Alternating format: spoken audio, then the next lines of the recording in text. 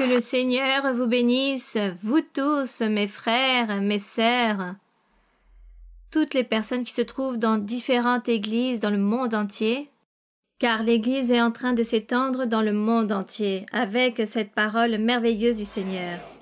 Que le Dieu du ciel et de la terre vous envoie des pluies de bénédictions sur chacun d'entre vous, ici les frères et sœurs qui se trouvent aussi avec moi, mais également que le Seigneur envoie cette joie dans chaque cœur et cet enthousiasme et ce souhait de vouloir continuer à chercher au sujet de la voie de Dieu.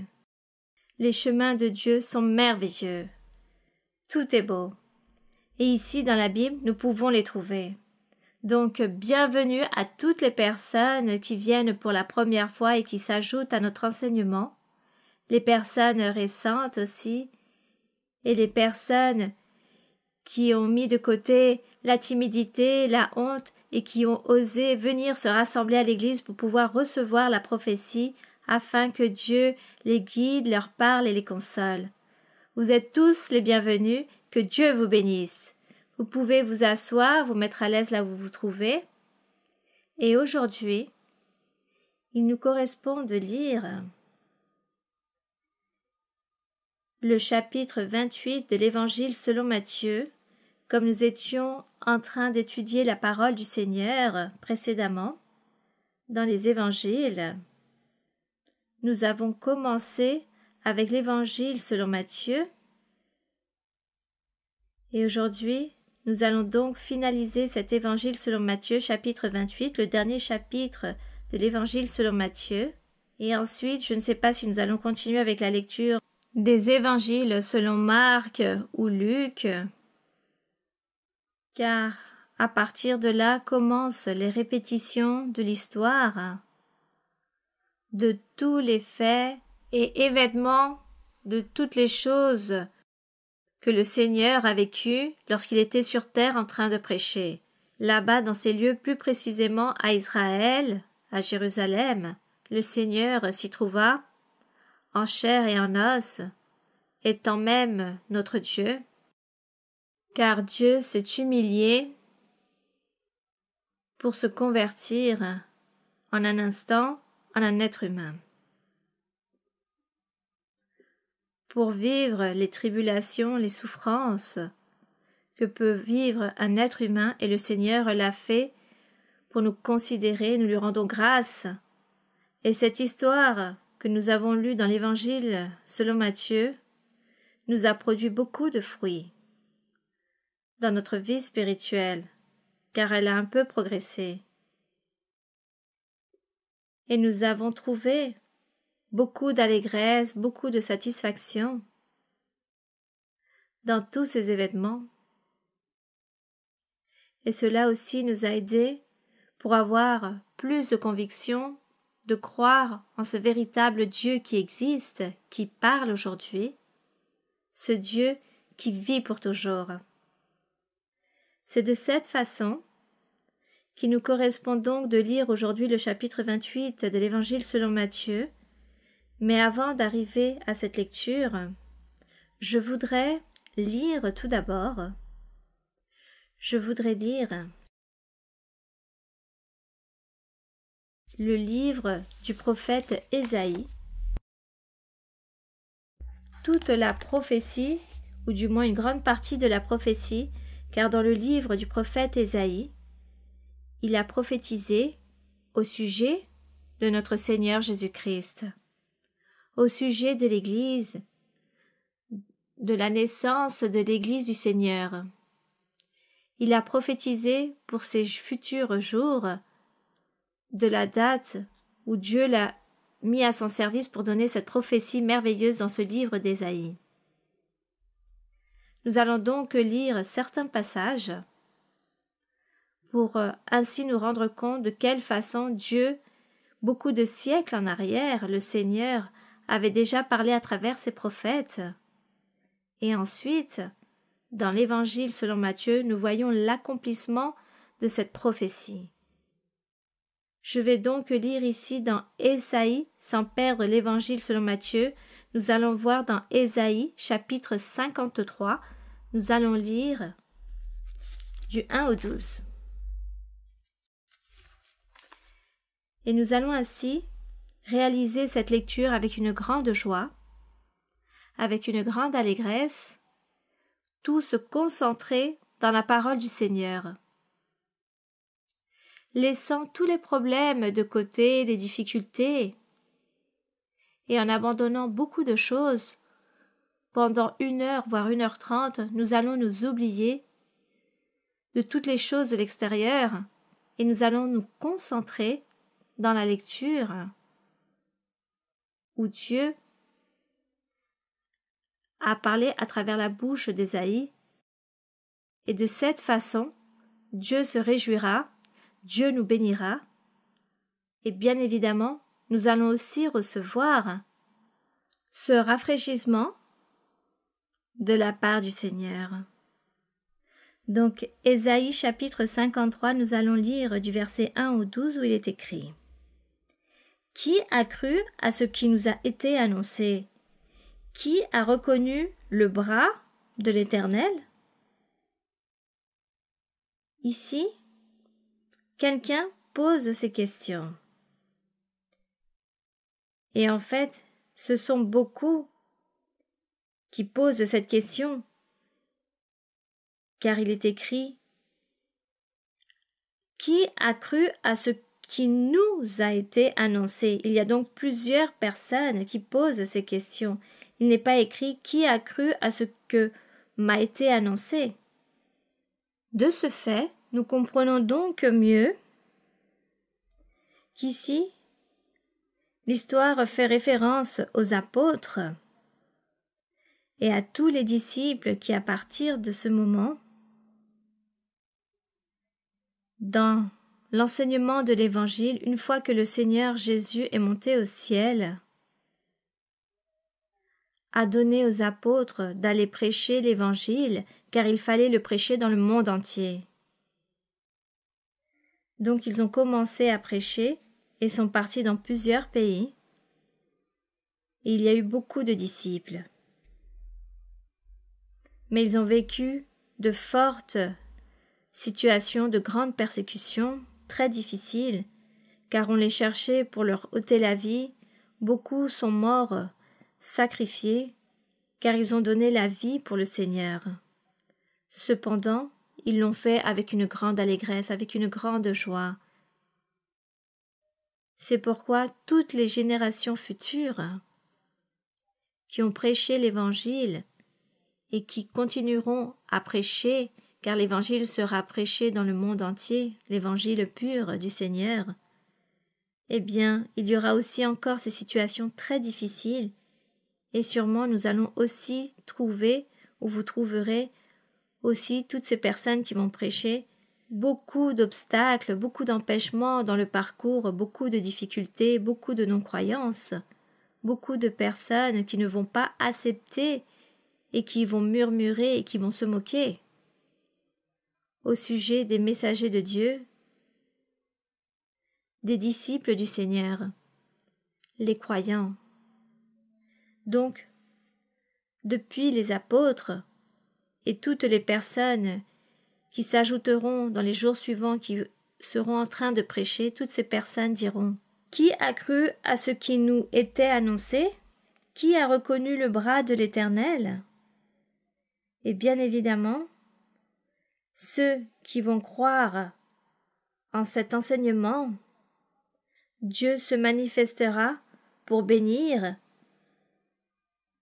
celle qui est nommée son Église, toutes ces personnes à qui le Seigneur a voulu élever un temple nommé Église, car le Seigneur a dit que cette Église sera parfaite, sans tache et sans ride, car voici ce que le Seigneur allait purifier les cœurs des personnes jusqu'au dernier jour, jusqu'au jour où le Seigneur viendra sur sa nuée pour son Église.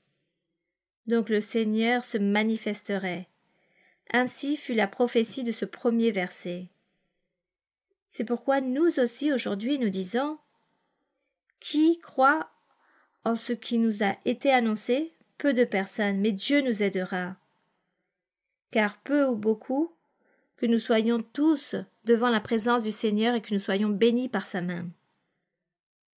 Bien, continuons avec le verset 2, il est écrit « Il s'est élevé devant lui comme une faible plante, comme un rejeton qui sort d'une terre desséchée, faisant référence au Seigneur Jésus-Christ. Il n'avait ni beauté ni éclat, faisant encore référence au Seigneur Jésus-Christ, car en lui, il n'y aurait pas de beauté physique pour attirer nos regards, et son aspect n'avait rien pour nous plaire. » L'histoire nous raconte que dans les choses physiques, le Seigneur n'avait pas un merveilleux semblant, comme nous pouvons le lire lorsque le Seigneur a parlé au sujet d'Ésaü ou du fils de David, Absalom aussi. Contrairement au Seigneur Jésus, ils avaient une merveilleuse beauté. Mais ici, le Seigneur Jésus-Christ raconte qu'en lui, il n'y a aucun aspect, aucune beauté pour avoir cette attraction physique pour qu'on puisse le désirer ou qu'il y ait une certaine tentation du diable ou que les gens le suivent pour penser autre chose et non à écouter l'enseignement de Dieu. Donc Dieu fut parfait en ce chemin qu'il a tracé. Même si dans un passage des psaumes, l'histoire parle de la beauté du Seigneur, de la magnificence spirituelle, de la beauté spirituelle du Seigneur Jésus-Christ. Mais tout était spirituel où personne n'allait être attiré par quelque chose d'autre. Dieu faisait les choses à la perfection. Puis ici il est écrit « Méprisé et abandonné des hommes, le Seigneur a été, homme de douleur et habitué à la souffrance, semblable à celui dont on détourne le visage. » Remarquons, mes frères et sœurs, que nous lisons ici au sujet de quelque chose comme si nous l'aurions déjà vécu en parlant d'un passé. Cependant ici nous sommes en train de lire dans le passé, car nous nous sommes transférés beaucoup de siècles en arrière avant Jésus-Christ, et là c'est comme si toutes ces choses s'étaient déjà produites. Comme je le disais dans les enseignements antérieurs, Dieu a tout fait, et bien avant la création du monde, le Seigneur avait déjà vécu la souffrance, le sacrifice sur la croix, l'enseignement de sa doctrine, ce monde nouveau, ce ciel nouveau que Dieu un jour va permettre que nous puissions le voir. Il l'avait déjà créé bien avant le commencement de la création du monde. Quel mystère aussi grand, mais ainsi est Dieu. Il est tout-puissant. C'est lui qui a tout créé. C'est le Créateur. Pour lui, il n'y a rien d'impossible. Donc ici, dans ce chapitre, qui pour nous il s'agit d'un passé, cependant, si nous le revivons comme si nous étions en train de vivre un présent, c'est comme si toutes les choses venaient de se produire. Nous avons détourné son visage, nous l'avons dédaigné, et nous n'avons fait de lui aucun cas. Cependant, ce sont nos souffrances qu'il a portées, c'est de nos douleurs qu'il s'est chargé, et nous l'avons considéré comme puni, frappé de Dieu et humilié. Qu'est-ce qu'a pensé Ésaïe en prophétisant toutes ces choses? Sûrement, il pouvait dire « Seigneur, que suis-je en train de prophétiser? De qui ici suis-je en train de parler et prophétiser au sujet d'un personnage, d'un roi, au sujet de quelqu'un qui a déjà souffert, qui a déjà vécu les douleurs, qui a été abattu, qui a porté toutes nos souffrances? Quand ai-je vu cela? Quand est-ce que tous ces faits se sont produits? Tous ces événements, mon Seigneur? J'imagine toutes les choses qu'Ésaïe a pu demander au Seigneur, et quelque chose que le Seigneur peut répondre dans les jours suivants, dans le futur, toutes ces choses vont se produire. L'histoire va se répéter. Tout d'abord, tout était spirituel, et ensuite les choses vont se répéter de manière physique, littéraire et matériellement. Pensons que sûrement le Seigneur a expliqué cela à Ésaïe, ou peut-être l'a laissé ainsi, ce qu'est. Puis dans le verset suivant il est écrit « Mais il était blessé pour nos péchés, brisé pour nos iniquités. Le châtiment qui nous donne la paix est tombé sur lui, et c'est par ses meurtrissures que nous sommes guéris. » Donc ce passé, Aujourd'hui, nous sommes en train de vivre dans ce présent. Nous vivons un passé d'il y a plus de 2000 ans, cependant, ceci avait plus d'années, de siècles en arrière qui s'étaient accomplis, c'était déjà un fait. Il s'agit des mystères de notre Dieu. Et voici ce que Dieu raconte. Il dit tout simplement « Croyez, ne doutez pas, ne posez pas tant de questions, ne formez pas et établissez des théories car il n'en existe pas. Tu vas te tromper. Si tu cherches la théorie de tous ces faits, tout simplement, tu dois croire en ce que je te dis. Crois que j'ai bien tout créé, bien avant le commencement du monde, et ne te demande pas comment les choses se sont produites, de quelle façon. Le Seigneur, ce qu'il veut, c'est que nous puissions lui croire, sans tant poser de questions, car nous sommes des êtres humains et nous ne savons rien. Nous sommes des ignorants devant la présence de notre Dieu. Mais Dieu veut que nous puissions répondre « Oui, Seigneur, si tu le dis ainsi, les choses furent ainsi, et tout sera ainsi. Gloire à notre Dieu. » Verset 6, il est écrit « Nous étions tous errants comme des brebis, chacun suivait sa propre voie, et l'Éternel a fait retomber sur lui l'iniquité de nous tous. » Ésaïe, se demandant quand tout cela s'est produit, je n'ai pas vécu ces jours. Quand est-ce que tous ces jours sont passés?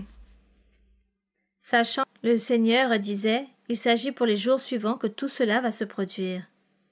Inquiet, maltraité et opprimé, il n'a point ouvert la bouche, semblable à un agneau qu'on mène à la boucherie, comme à une brebis muette devant ceux qui l'attendent. Il n'a point ouvert la bouche. Tout cela, nous l'avons lu dans l'Évangile selon Matthieu, nous l'avons lu, et toutes ces choses se sont produites comme il est écrit ici, comme ce qui a été prophétisé. Toutes ces choses se sont produites dans la réalité, dans l'Évangile selon Matthieu, et cependant, nous ici, nous nous réjouissons et nous admirons la puissance de Dieu, la manière de comment le Seigneur fait connaître sa parole, son chemin, des mystères très grands que nous n'arrivons pas à déchiffrer, mais qui restent dans notre cœur, cette présence, cette essence de Dieu dans notre être, et nous disons au Seigneur, « Seigneur, je crois en toi, je crois en ta parole, même si je n'arrive pas à tout comprendre, j'y crois. » Et ici dans le verset 8, il est écrit, il a été enlevé par l'angoisse et le châtiment, et parmi ceux de sa génération, la génération du Seigneur Jésus, quelle est-elle? Son Église, ses croyants, ses serviteurs. Il s'agit de la génération du Seigneur Jésus-Christ. Et parmi ceux de sa génération, qui a cru qu'il était retranché de la terre des vivants et frappé pour les péchés de mon peuple? On a mis son sépulcre parmi les méchants, son tombeau avec le riche. Donc, ici nous avons lu dans la Bible au sujet d'un homme très riche, ou peut-être cela sera le sujet de notre lecture où nous l'avons déjà lu, qu'un homme très riche appelé Joseph d'Arimathie, il s'agissait d'un disciple du Seigneur, un homme riche.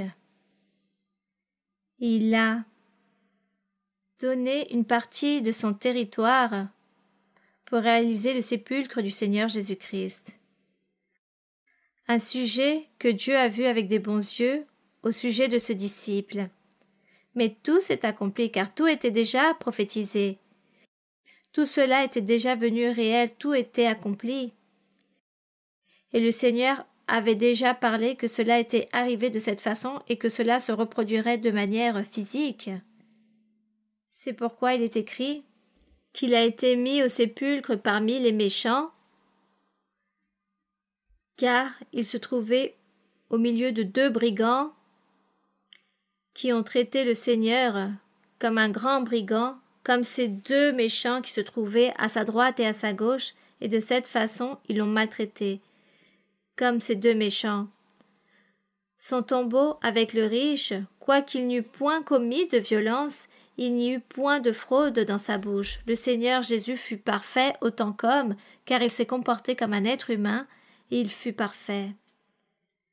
Son chemin fut parfait, pour nous donner un exemple, et pour nous enseigner aussi que même si nous sommes des êtres humains, nous pourrons atteindre cette perfection. Pour Dieu, il n'y a rien d'impossible, et il se chargera de nous perfectionner. Le Seigneur se charge de cela. Dans le verset 10, il est écrit « Il a plu à l'Éternel de le briser par la souffrance, même s'il fut parfait et qu'il n'a commis aucune erreur ni aucune faute. Avec tout cela, notre Père a voulu le briser pour qu'il puisse souffrir, vivre la souffrance, et après avoir livré sa vie en sacrifice pour le péché, il verra une postérité et prolongera ses jours. Il verra beaucoup de personnes, beaucoup de fruits, des gens qui se convertiront au Seigneur et loueront son nom éternellement. Ainsi sera la postérité qu'il verra, car il prolongera ses jours, c'est-à-dire l'éternité, et l'œuvre de l'Éternel prospérera entre ses mains. À cause du travail de son âme, il rassasiera ses regards. Donc nous voyons ici la récompense et les bénédictions. Qu'autant qu'être humain, qu'il s'est comporté comme un être humain, il a reçu ses fruits, ses bénédictions, ce triomphe. Cette victoire, tous ces prix merveilleux, il les a reçus, car il verra la postérité, les fruits de l'affliction de son âme. Il sera rassasié. Par sa connaissance, mon serviteur juste justifiera beaucoup d'hommes, et il se chargera de leur iniquité. Il a donc porté les iniquités de chacun d'entre nous. Verset 12. C'est pourquoi je lui donnerai sa part avec les grands. Il partagera le butin avec les puissants. Parce qu'il s'est livré lui-même à la mort, et qu'il a été mis au nombre des malfaiteurs, parce qu'il a porté les péchés de beaucoup d'hommes, et qu'il a intercédé pour qui? Pour les coupables. Voici ce qu'a fait le Seigneur. Le Seigneur a fait cela converti autant qu'être humain. Mais il a obtenu le triomphe en tant qu'être humain qu'il s'est comporté, il a obtenu le triomphe. Tout cela fait partie de la prophétie. Un jour, dans une autre opportunité, nous serons en train de lire peut-être tout le livre d'Ésaïe. Pour nous réjouir au sujet de notre Seigneur Jésus-Christ, sur tout ce que Dieu apporterait au monde du Seigneur Jésus, de son parcours sur la terre, même si le Seigneur l'avait déjà fait avant le commencement et la création du monde. Quel mystère, n'est-ce pas? Mais nous ici, dans notre vie peut-être, cela ne soit pas suffisant pour pouvoir méditer dans tous ces écrits merveilleux. Mais sur le peu de choses que nous allons méditer, faisons-le avec tout notre cœur, en honorant notre Dieu, croyant en lui et en le louant, lui donnant sa place, la place qu'il mérite. Bien, allons donc maintenant au livre des prophètes, celui d'Osée, car lui aussi a prophétisé au sujet du Seigneur Jésus-Christ. Ici dans le livre d'Osée, chapitre 6, l'histoire raconte, dans le chapitre 6 d'Osée et verset 2, je vais dire sûrement d'autres versets, il est écrit donc dans le chapitre 6 d'Osée, « Venez, retournons à l'Éternel, car il a déchiré, mais il nous guérira. Il a frappé, mais il bandera nos plaies. » Que s'est-il passé ici dans ce verset 1? Dans ce verset numéro 1, nous savions que Dieu avait déjà établi le peuple d'Israël et que Dieu avait envoyé des lois aux Israélites, les lois, les commandements à travers de Moïse. Dieu avait fait des promesses merveilleuses. Il leur a dit, vous êtes mon peuple préféré, mon peuple que j'ai choisi, vous serez un peuple saint et je vais vous bénir et je vais me manifester et vous serez toujours au-dessus de toutes les autres nations. Bon, des centaines et des milliers de promesses que le Seigneur a fait à ce peuple à travers Moïse et à travers des prophètes aussi, il leur disait toutes ces choses. Mais le peuple n'a pas accompli les commandements du Seigneur. Ils se sont éloignés de la voie du Seigneur, ils ont commencé à pratiquer le péché des différentes nations, ils ont commencé à être idolâtres, comme toutes les autres nations étrangères qui vivaient dans l'idolâtrie, qui vivaient dans la méchanceté. Le peuple d'Israël a commencé à faire toutes ces choses.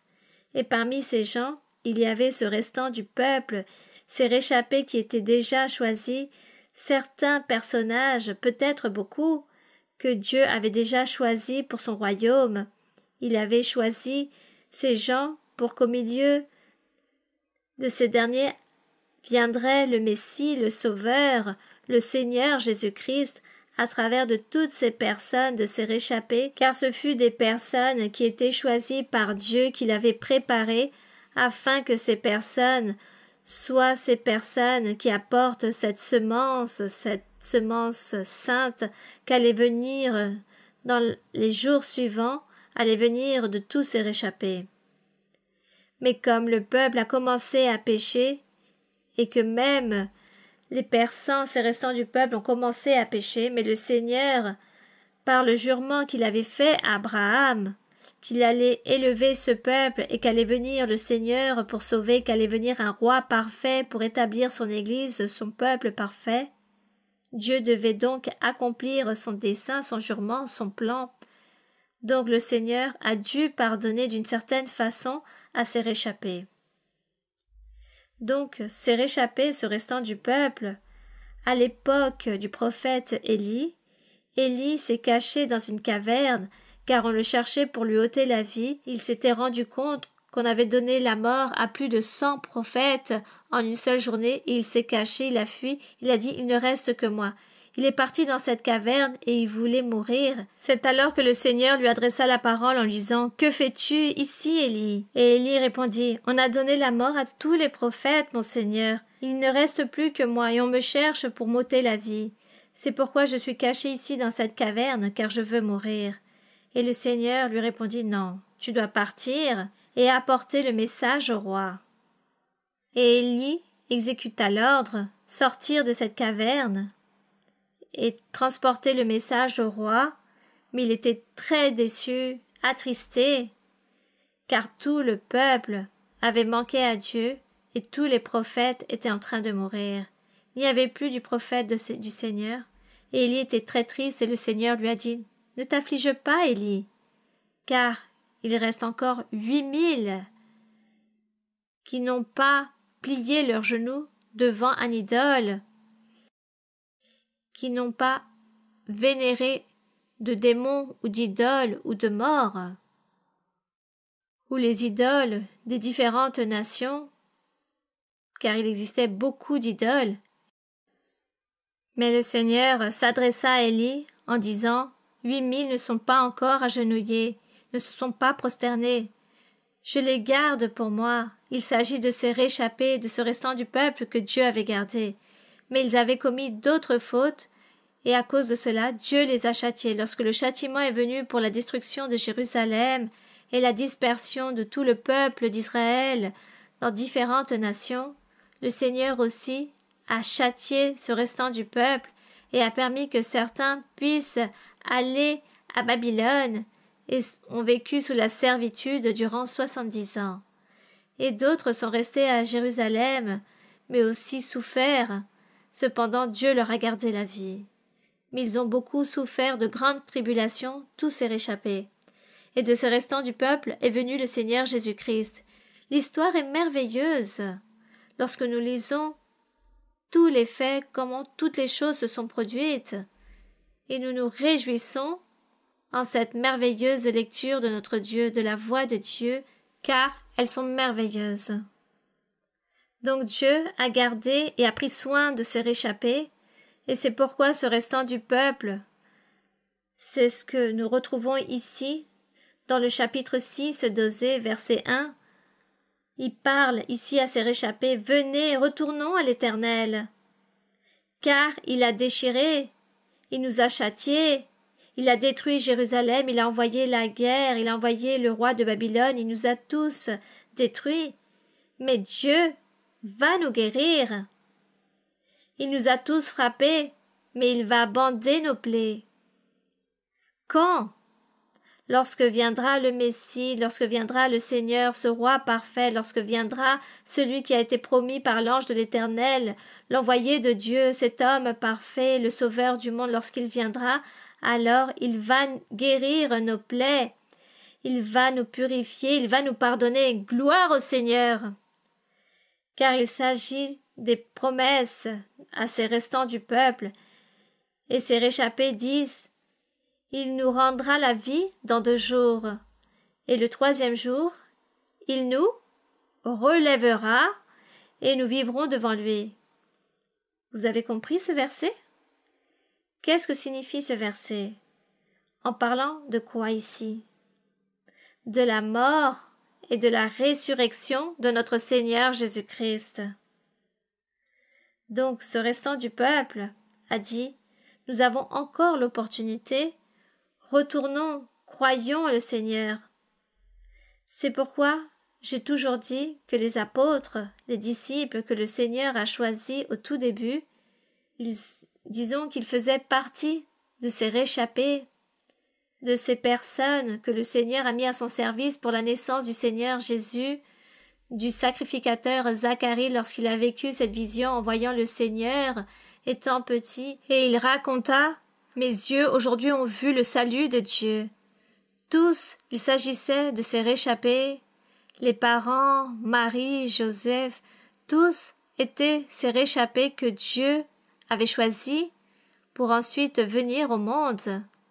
Donc Jean-Baptiste aussi, tous ces personnages font partie de ces réchappés, et ensuite les apôtres, et plus encore, il y avait beaucoup qui ont cru en le Seigneur, de ceux qui se sont convertis en l'Évangile, font partie de ce restant du peuple que Dieu avait gardé depuis des temps anciens, de tous ces 8000 personnes, lorsqu'il disait 8000 ne sont pas encore prosternés devant ces idoles.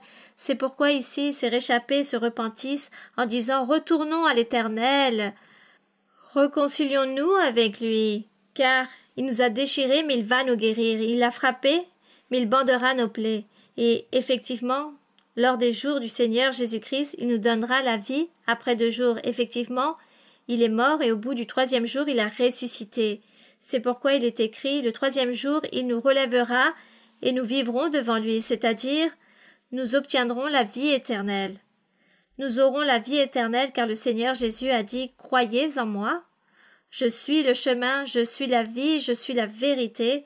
Croyez en moi, et celui qui croira en moi obtiendra la vie éternelle. Là s'accomplit ce verset qui a été prophétisé, Dieu l'avait déjà annoncé. Comment allons-nous douter de notre Seigneur Jésus-Christ qui est Dieu, le Fils de Dieu, le Sauveur du monde, celui qui pardonne les péchés? Nous n'allons pas douter de lui. Donc ce verset est merveilleux. Il nous donnera la vie au bout de 2 jours, et au 3e jour, il nous ressuscitera et nous vivrons devant lui. Il nous donnera la vie éternelle, et nous connaissons et cherchons à connaître l'Éternel. À notre Dieu, sa venue est aussi certaine à celle de l'aurore. Il viendra pour nous comme la pluie du printemps, c'est-à-dire comme la pluie lorsque, par exemple, il y a eu une grande sécheresse et que la terre est très sèche, qu'il n'y a pas d'eau, comme cette pluie du printemps qui arrose la terre, qui vient à son temps. Ainsi est la parole de notre Dieu, ainsi sont les promesses du Seigneur, ainsi est l'œuvre du Saint-Esprit avec ses dons spirituels. Il est venu à notre vie, dans notre cœur, et nous alors, nous ne sommes plus desséchés, mais nous sommes remplis de cette pluie du ciel, cette pluie qui est le Saint-Esprit dans nos vies, qui nous donne l'allégresse, l'espérance, de la confiance et qui nous édifie. Béni soit le nom du Seigneur. Donc le Seigneur Jésus, ainsi fut son ministère, le travail, d'être cette pluie sur cette terre desséchée, dans ce grand désert. Ainsi étaient tous les cœurs auparavant de tous ceux qui marchaient sans Dieu. Ainsi étaient nos cœurs aussi lorsque nous marchions sans Dieu. Donc l'histoire raconte, comme la pluie du printemps qui arrose la terre, dans le verset 4, symboliquement, le Seigneur commence à parler de personnes, de villes, de peuples, de tribus.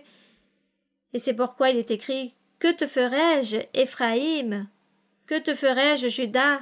Votre piété est comme la nuée du matin, comme la rosée qui bientôt se dissipe. C'est pourquoi je les frapperai par les prophètes et je les tuerai par les paroles de ma bouche, et mes jugements éclateront comme la lumière. Car j'aime la piété et non les sacrifices. Voici ce que dit Dieu. Et la connaissance de Dieu plus que les holocaustes. Le Seigneur a dit, je ne veux pas tant de sacrifices d'animaux ou tant d'holocaustes. Je veux un cœur sincère, un cœur disposé, fidèle pour notre Dieu. Que l'honneur et la gloire soient pour le Seigneur. Béni soit le nom de notre Dieu. Maintenant, allons à l'Évangile selon Matthieu, chapitre 28, et nous allons lire ici dans ce chapitre 28, après d'avoir révisé la prophétie. Comment allons-nous douter de notre Seigneur Jésus-Christ? Nous n'allons pas douter. Ici, dans l'Évangile selon Matthieu, chapitre 28, dans le précédent enseignement, dans le chapitre 27, 65, il est écrit « Pilate leur dit, vous avez une garde, allez, gardez-le comme vous l'entendrez. » Il leur disait, assurez donc vous ce tombeau afin que vos disciples ne viennent pour dérober le corps en disant qu'il a ressuscité. Donc assurez le tombeau, ce sépulcre, et l'histoire raconte que beaucoup de gardes se trouvaient là pour garder et pour pouvoir veiller ce tombeau. Donc ils ont assuré le sépulcre au moyen de la garde après l'avoir scellé avec une pierre. Puis, après le sabbat, donc anciennement, le sabbat était un jour sacré et très important. Et Dieu le faisait respecter, ce jour du sabbat, car ce jour-là, il s'agissait de la représentation symbolique de Jésus-Christ. Jésus-Christ est notre repos. Aujourd'hui, notre repos, ce n'est pas juste un samedi ou un dimanche. Notre repos, c'est Jésus-Christ. Et notre repos, notre âme en a besoin ainsi que notre esprit. Ils ont besoin de ce repos. Donc nous reposons en le Seigneur Jésus-Christ. Même si nous devons travailler peut-être tous les jours ou les personnes qui ne travaillent pas peut-être, mais le repos est spirituel. C'est Jésus-Christ qui donne le repos à l'âme et à l'esprit. Que cela soit très clair. Aujourd'hui, le sabbat ou un samedi a peu d'importance. Les gens peuvent travailler ou s'ils ne veulent pas, ils ne travaillent pas. Cela n'a aucun effet. Mais Jésus-Christ doit être dans notre cœur tous les jours de notre vie. Il est donc écrit après le sabbat, à l'aube du premier jour de la semaine, donc c'est-à-dire dimanche, Marie et Magdala et l'autre Marie allèrent voir le sépulcre. Mais dans le livre de Marc, il nous parle de plusieurs femmes qui sont venues. Prenons en compte que ce personnage, nommé Marc, a récupéré plusieurs informations. Il a réalisé ce travail de toutes ces personnes qui font des recherches et qui demandent aux autres « Vous qui êtes témoins, qu'avez-vous vu et entendu lorsque le Seigneur Jésus était sur terre ?» Donc chaque personne raconte son histoire de ce qu'ils ont vu et vécu, et chaque personne dit ou ajoute un mot de plus. D'autres enlèvent quelques mots car ne voient pas cela si important, quelques faits. Donc peut-être une personne viendra « Ah oui, il y a eu 3 hommes ou 3 femmes et un homme ». Donc il y a des détails, mais cela n'ôte pas la véracité de l'histoire ou des faits ou des événements. Cela ne l'ôte pas. Donc ici, l'histoire raconte Marie de Magdala et l'autre Marie, et dans les livres de Marc, il parle encore de d'autres personnages. Sûrement, si je vais lire, je ne sais pas, vous me direz si nous lisons le livre de Marc ou nous le sautons. Puis, elles allèrent voir le sépulcre, et voici, il y eut un grand tremblement de terre le jour du sabbat. Ceci le raconte aussi dans l'Évangile selon Matthieu qu'il y eut un grand tremblement de terre lorsque nous lisions le livre de Marc.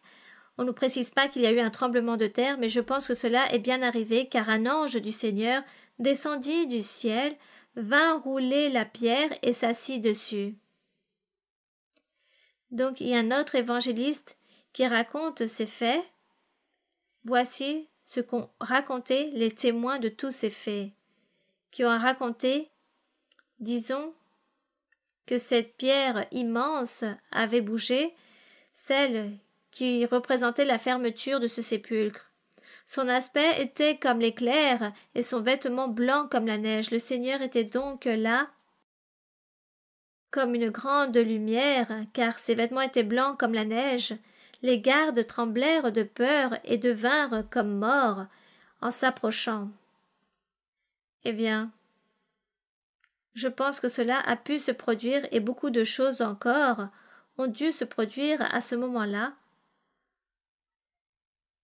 Et lorsque nous lisons les 4 livres des 4 évangiles, nous nous rendons compte que certains ajoutent un détail plus important, d'autres peut-être ôtent un élément, mais nous ne pouvons pas cesser de nous imaginer cette histoire, et surtout lorsque nous lisons les psaumes où l'on parle au sujet du Seigneur Jésus. Lorsque nous lisons aussi dans les livres des prophètes, nous nous rendons compte de tout ce que le Seigneur a souffert et a vécu, où il racontait que la terre tremblait, que la terre s'ouvrait et qu'elle fuyait devant la présence de Dieu. Donc beaucoup de choses se sont produites. Peut-être qu'elles ne sont pas toutes écrites, mais certaines sont écrites dans les psaumes et les prophètes, et c'est pourquoi c'est très beau que nous puissions lire et méditer. Toujours nous devons méditer pour pouvoir comprendre tous ces faits merveilleux de la part de Dieu.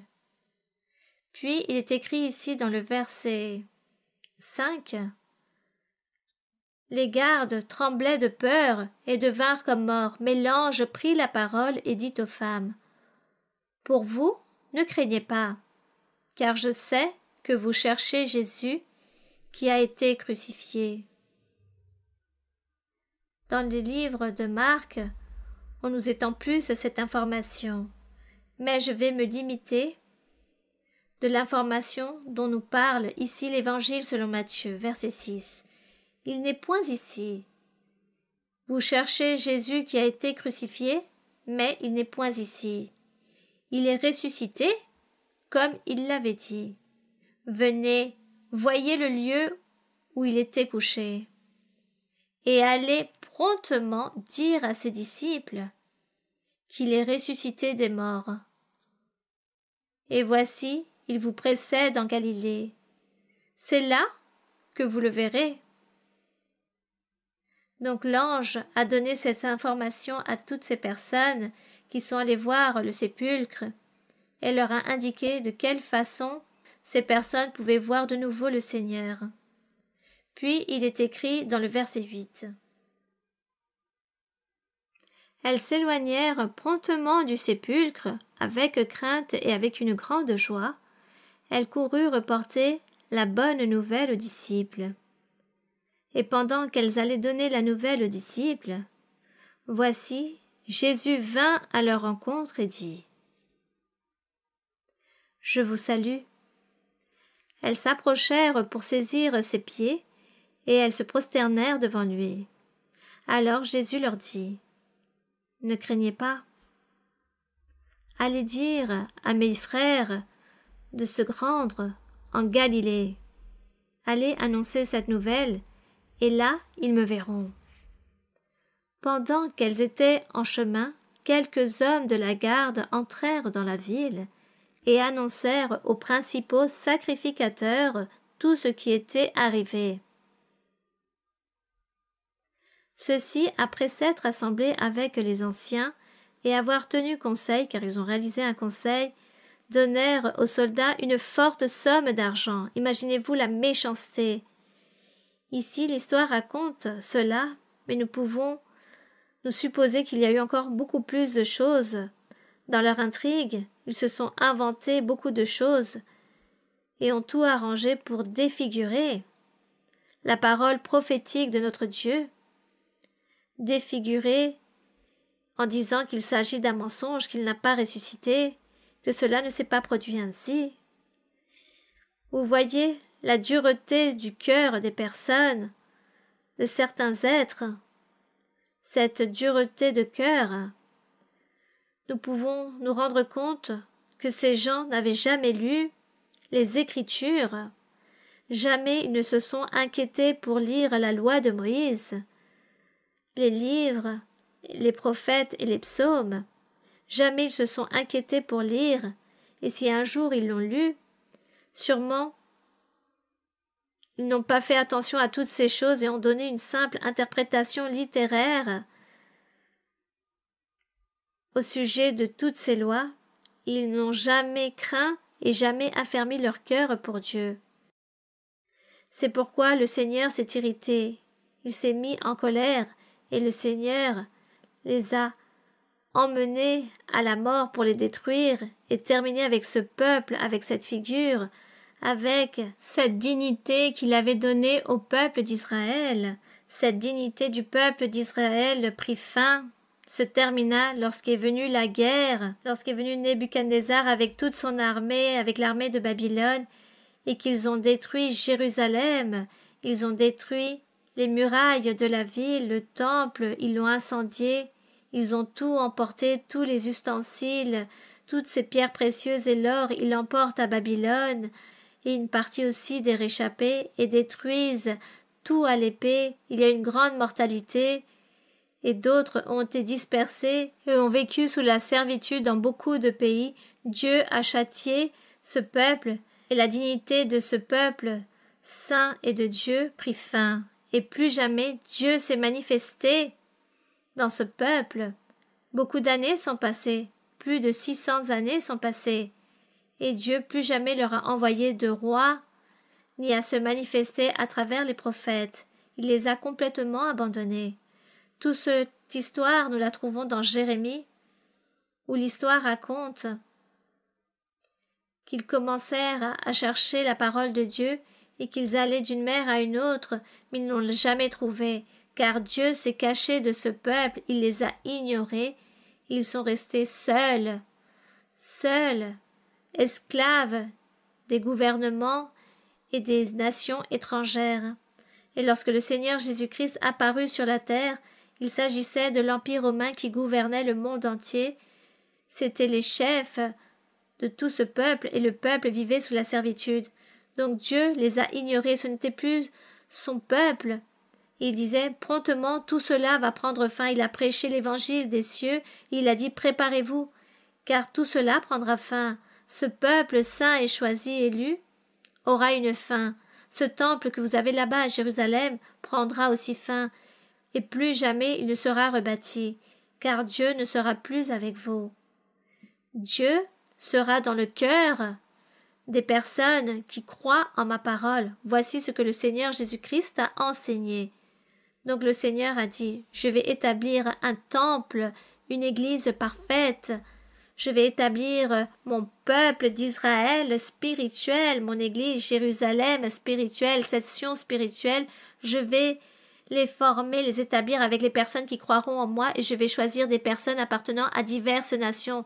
Ce ne sera plus une exclusivité pour le peuple d'Israël, mais pour toutes les nations. Et nous rendons grâce au Seigneur, car parmi ces gens, nous sommes là, que le Seigneur cherche toutes ces personnes, tous ces cœurs qu'il aime et qui sont disposés pour suivre son chemin. Il les cherche provenant de diverses nations. Donc la dignité et toutes ces choses qu'avait le peuple d'Israël prit fin. Aujourd'hui, il existe beaucoup de personnes par l'histoire racontent que ce pays, il s'agit d'une terre sainte. Mais il s'agit d'un simple nom, car il n'y a rien de saint. Saint est celui qui se dédie pour chercher Dieu avec tout son cœur et accomplit les commandements du Seigneur. Celui-ci est saint.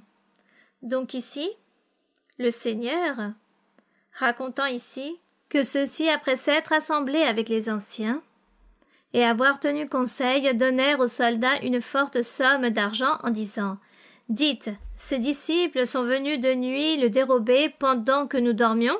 Regardez ce grand mensonge qu'ils ont inventé. Et si le gouverneur l'apprend, nous l'apaiserons et nous vous tirerons de peine. » Les soldats prirent l'argent et suivirent les instructions qui leur furent données, et ce bruit s'est répandu parmi les Juifs jusqu'à ce jour. C'est pourquoi, généralement, ils ne croient pas en le Seigneur Jésus-Christ autant que Fils de Dieu ou même Dieu, ni comme le Sauveur que Dieu a envoyé dans le monde, et c'est lui qui nous pardonne et nous sauve et qui nous donne la vie éternelle. Ils n'y ont pas cru. Nous espérons qu'un jour Dieu se remplisse de miséricorde, et ceux qui ont un cœur disposé et sincère envers Dieu, Dieu leur révélera et les apportera dans son Église et les unira avec nous. Car voici ce que fait notre Dieu. Il les unit avec nous, il les rassemble dans une Église avec des personnes appartenant à diverses nations, car ainsi est la promesse, avec des personnes du monde entier. Donc il ne s'agit plus d'une exclusivité d'un seul pays, mais de beaucoup de pays, que Dieu regardera les cœurs disposés, affermis, et parmi ces gens, bien sûr, s'il y a des Juifs qui disposent leur cœur pour Dieu et acceptent et croient en le Seigneur, reçoivent le Saint-Esprit, les dons spirituels, alors quelle allégresse et félicitations et bienvenue au royaume des cieux. Donc nous nous allégrerons aussi, car ainsi est la promesse que Dieu a faite, que tout celui qui se dispose, qui est confiant, y croit et suit son chemin, celui-ci obtiendra la vie éternelle. Donc, il s'agit de la beauté de la parole de notre Dieu et la miséricorde de notre Dieu. Sa miséricorde qui est si grande, car Dieu est parfait, et tout ce qu'il fait est parfait. Puis ici, il est écrit: les 11 disciples allèrent en Galilée sur la montagne que Jésus leur avait désignée. Quand ils le virent, ils se prosternèrent devant lui, mais quelques-uns eurent des doutes. Jésus, s'étant approché, leur parla ainsi: tout pouvoir m'a été donné dans le ciel et sur la terre. Allez, regardons tous ce verset 19 et lisons-le. Allez, faites de toutes les nations des disciples, les baptisant au nom du Père, du Fils et du Saint-Esprit. C'est-à-dire en enseignant qu'il existe le Dieu le Père, le Dieu le Fils et Dieu le Saint-Esprit. Il ne s'agit pas de 3 dieux, mais d'un seul Dieu, mais qui travaille sous 3 fonctions. Notre Éternel, notre Créateur et Maître, travaille autant que Père, autant que Fils, mais aussi autant que Saint-Esprit, que la gloire soit pour notre Dieu. Puis, il est écrit: et enseignez-leur à observer tout ce que je vous ai prescrit, et voici, je suis avec vous tous les jours, jusqu'à la fin du monde. Et que pensez-vous? Que cela est vrai? Le Seigneur a été avec nous? Bien évidemment, le Seigneur est avec nous. Il nous a envoyé son Saint-Esprit. Et le Seigneur nous a révélé sa parole, nous a transformés, il nous donne la joie, l'allégresse, les dons spirituels. Dieu parle, Dieu agit, il fait des miracles, des prodiges. Comment ne pas croire en ce Jésus-Christ, en cette parole, en ce Dieu, si tout ce qu'il a promis ici, nous l'avons vu accompli dans nos vies aujourd'hui? Que la gloire et l'honneur soient pour notre Dieu. Lisez la Bible, lisez-la. Disposez votre cœur pour Dieu, soyez sincères, aimez Dieu, et vous verrez que Dieu sera avec vous, et il vous révélera beaucoup de choses. Nous allons donc prier notre Dieu. Prions le Seigneur. Nous allons donc prier. Béni soit notre Dieu, Dieu Tout-Puissant. Nous te rendons grâce, mon Seigneur, pour ton amour, pour ta bonté. Merci, Seigneur, pour ta parole. Nous te rendons grâce. Béni soit le Seigneur, tu es celui qui va convaincre les personnes, tu es celui qui va convaincre les cœurs, tu vas les convaincre que tu existes, car toi, Seigneur, tu vas te démontrer et tu vas te révéler devant beaucoup, devant toutes ces personnes qui vont affermir leur cœur pour toi. et dans ta miséricorde tu vas te manifester, afin qu'ils croient en toi, que ces gens croient en toi, ainsi est ton amour. Même si beaucoup disent qu'il s'agit d'un mensonge, même si beaucoup de gens disent que tu n'existes pas, mais tu existes, Seigneur. Donc nous te rendons grâce, mon Seigneur, pour ton existence. Merci, Seigneur, car tu vis. Et nous voulons, Seigneur, nous voulons tous que tu vis dans notre cœur, que tu demeures avec nous comme tu l'as promis tous les jours de notre vie. Aide-nous, Seigneur. Aide-nous, Seigneur, à vivre cette vie que tu veux que nous menions. Aide-nous à être saints, parfaits. Aide-nous aussi, Seigneur, avec toute ta puissance, avec des capacités, avec beaucoup de soutien. Aide-nous aussi pour l'œuvre évangélique dans le monde entier, que tu puisses élever beaucoup de prophètes, beaucoup de femmes prophètes, beaucoup d'évangélistes, des docteurs et des doctoresse, élève-les dans toutes tes églises, car aujourd'hui plus de 1500 églises, il y a des lieux où tu existes. Manifeste-toi avec ces dons et ces merveilleux ministères pour que ta parole soit étendue. Seigneur, nous espérons en toi, nous attendons en toi, que l'honneur, la gloire soit pour toi. Merci mon Père. Et maintenant, Seigneur, nous te demandons ta miséricorde, ta guérison, les signes, les prodiges. Regarde les maladies des personnes, les corps physiques des personnes se détériorent, tombent malades, il y a beaucoup de souffrance, de douleur. Ôte toutes ces choses, ôte toute souffrance, donne l'opportunité à beaucoup de personnes pour que beaucoup de personnes te suivent et accomplissent aussi avec ce travail que tu as donné à certaines personnes. Mon Dieu le Père, libère, purifie aussi, délivre aussi, car réprimande tout mauvais esprit qui veuille venir tourmenter la vie des personnes, qui viennent pour détruire ou souiller le diable avec toutes ses malédictions pour souiller les vies spirituelles. Libère et réprimande toutes ces choses mauvaises. Bénis, Seigneur, ton Église. Bénis, Seigneur, toute ton Église dans le monde et toutes les personnes qui voient l'enseignement, qui l'écoutent. Dispose leur cœur pour que ces gens aussi ouvrent leur cœur et soient confiants et ont cette foi en toi et qu'ils te cherchent avec tout leur cœur. Seigneur, bénis toutes les personnes, bénis tous les pasteurs, tous les prêcheurs, tous les collaborateurs. Donne-leur les capacités, la fermeté, la sécurité, la sûreté et appuie-les, soutiens-les. Bénis-les, Seigneur, bénis tes assemblées, ton amour avec toutes ces personnes. Au nom glorieux de Jésus-Christ. Merci Seigneur, que l'honneur et la gloire soient pour notre Dieu. Nous allons chanter un cantique qui s'intitule « Hommes de Galilée, que regardez-vous » car justement, le jour où le Seigneur est monté au ciel dans sa nuée, l'histoire raconte que des anges apparurent et on dit à tous les disciples qui se trouvaient ce jour-là, aux apôtres aussi, que regardez-vous? Car de cette même façon que vous observez que Jésus monte au ciel dans les nuées, de la même façon il descendra un jour. Donc à partir de cet événement, de ce fait, c'est composé ce cantique Homme de Galilée et nous allons chanter. Varones Galileos que estáis mirando al Rey Jesús que sube al cielo en una nube blanca, Él volverá y a los salvados levantará, y a los salvados levantará. Muy pronto vendrá Jesús el Nazareno, muy pronto vendrá Jesús el Nazareno y nos llevará al reino de los cielos cantando aleluya. Allí nos gozaremos cantando aleluya. Allí nos gozaremos. Varones Galileos que estáis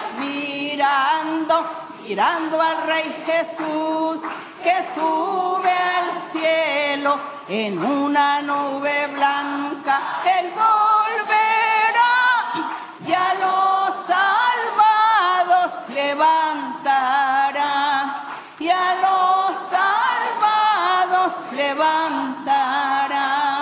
Muy pronto vendrá Jesús el Nazareno. Nazareno muy pronto vendrá. Jesús el Nazareno y nos llevará al reino de los cielos cantando aleluya. Allí nos gozaremos cantando aleluya. Allí nos gozaremos. Et effectivement, nous attendrons le Seigneur.